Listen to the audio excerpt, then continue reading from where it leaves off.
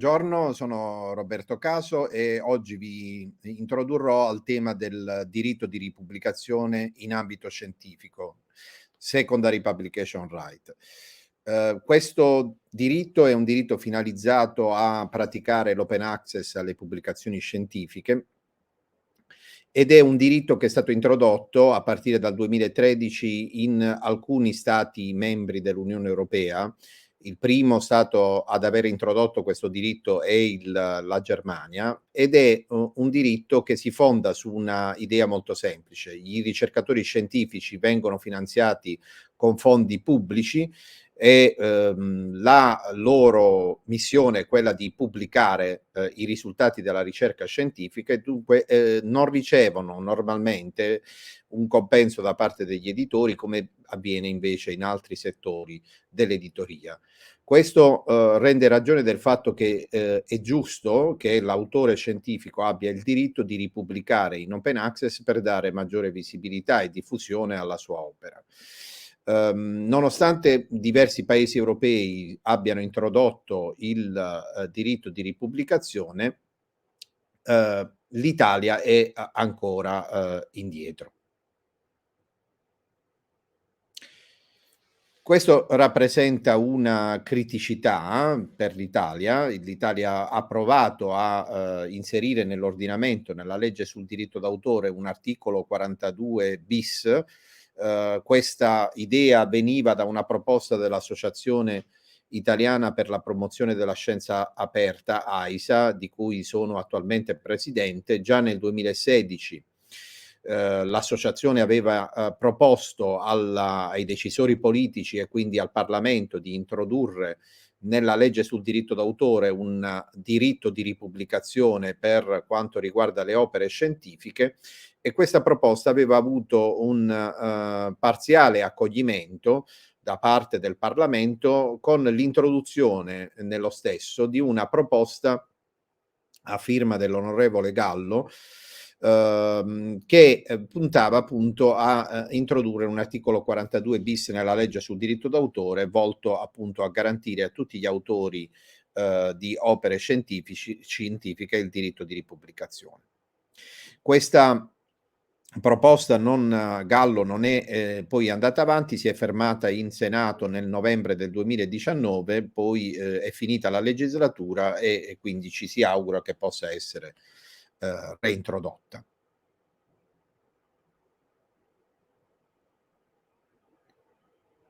Quali sono le prospettive del diritto di ripubblicazione in futuro? Le prospettive sono quelle di una armonizzazione a livello europeo. Il fatto che solo alcuni stati abbiano un diritto di ripubblicazione finalizzato all'open access e che queste regolamentazioni siano in parte differenti ha mosso la Commissione europea a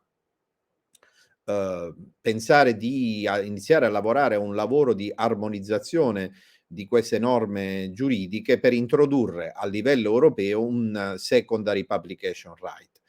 Ma forse le prospettive future di questo diritto sarebbe meglio parlare di un vero e proprio diritto di apertura delle pubblicazioni scientifiche. Più che parlare di un diritto secondario, forse occorre parlare di un diritto che nasce in capo all'autore per il solo fatto di essere autore di un'opera scientifica, tanto più se poi si tratta di una ricerca finanziata con fondi pubblici.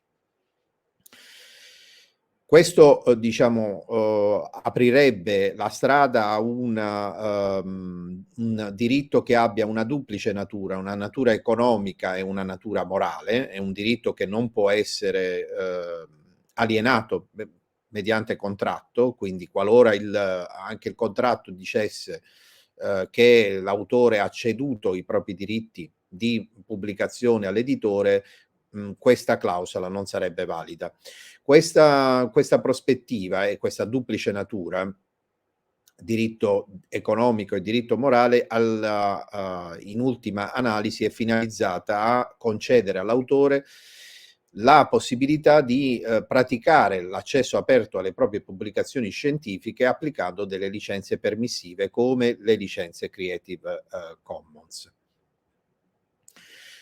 Quanto si potrà fare in futuro dipenderà poi ovviamente dalla discussione politica e giuridica che avverrà in seno all'Unione Europea, ma intanto, c'è da augurarsi che anche in Italia possa riprendere un dibattito a livello parlamentare e governativo sulla modifica del diritto d'autore, in ambito scientifico, volta anche a garantire questo diritto di apertura delle pubblicazioni scientifiche. D'altra parte questo è una, idea che fa parte di un ampio movimento, volto a garantire il diritto alla ricerca scientifica e il diritto fondamentale alla scienza. È un dibattito che è internazionale, quindi non solo europeo, anche per esempio statunitense e nordamericano.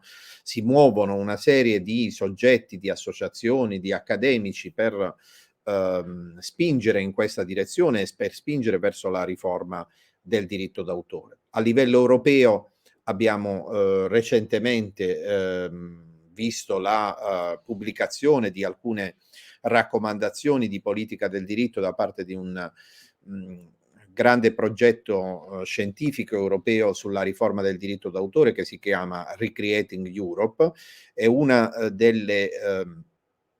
delle raccomandazioni riguarda proprio l'introduzione a livello dell'Unione Europea di un diritto di ripubblicazione scientifica.